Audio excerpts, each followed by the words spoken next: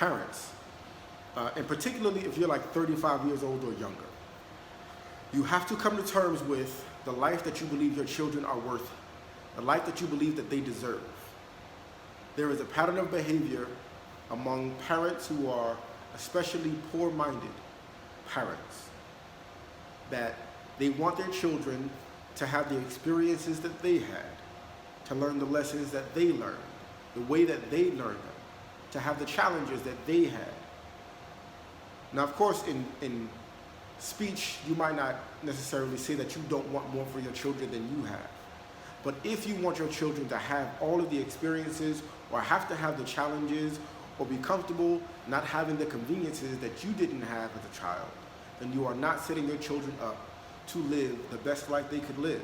You're definitely not setting up your children to contribute to a world that you will not even occupy and that they will have to live in. We have to come to terms with whether or not we want our children to have greatness and have a greater greatness than we could actually provide directly. If you limit your children's screen time just on the principle of it, if you don't want your children to have social media, if you don't want your children to play video games, if you want to have that type of control over the experiences that your children have, the things that they learn from them, the fun that they have, then you're not setting your children up to contribute to a world that you won't even live in. You're not even going to occupy this. You're going to die out. But you can't say you want the best for your children. You can't say you believe your children are deserving of the best if you're forcing them to live your life over again. Because that is not their best. And it's not even your best.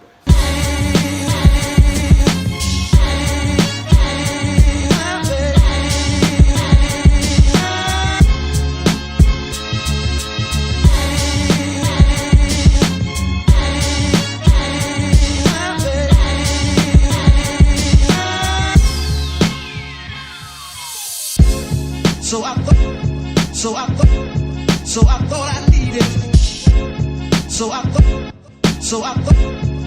thought I needed. Thought I needed. So I thought I needed. The older I get, the deeper it sinks into me how silly it is to want the results without the work. So many people want the results and don't want to do the work. And we see it all over the place. We see it by the way people deal with their physical health, easy, how they deal with their relationships, how they deal with government and politics, how they deal with their job. You want the results, you don't want to put in the work. And then turn around and have the audacity to admire the Elon Musks and the Steve Jobs and the Gary Vaynerchuks and all the people that show you that it only comes from putting in the work.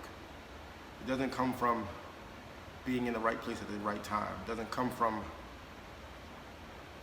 happenstance. It doesn't come from luck. It doesn't come from any of those things. It comes from putting in the work. It's like what Marlo said on The Wire. You want it to be one way. You want it to be one way. You want it to be one way. But it's the other way.